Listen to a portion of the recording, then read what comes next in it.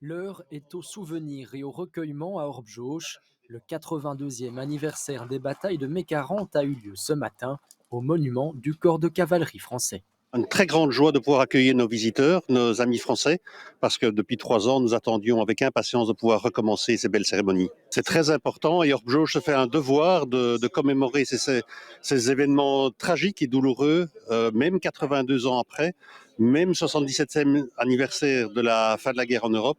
C'est très important de le commémorer.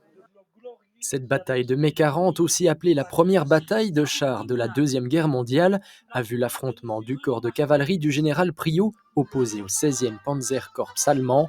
La mission des troupes du général Priou était d'assurer la couverture de la première armée française.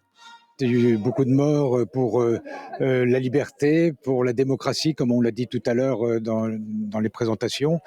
Et voilà, c'est aussi ce que nous faisons en France, et que ce soit ici en Belgique, à travers les jeunes qui ont accompagné pour les remises de gerbes, de leur dire voilà ce que vous devez à vos anciens et ce que vous devez vous transmettrez plus tard à vos plus jeunes.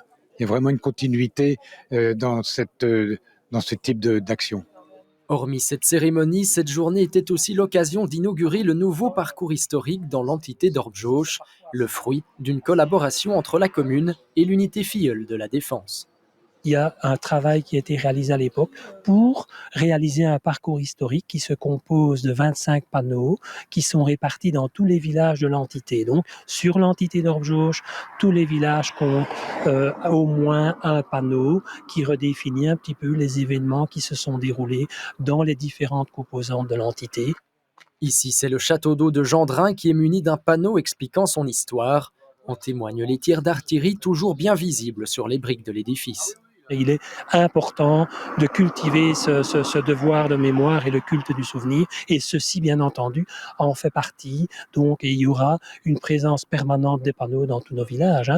Par ces commémorations et ces nouvelles activités témoignant du passé, la commune fait en sorte que le courage de nos anciens ne soit jamais oublié.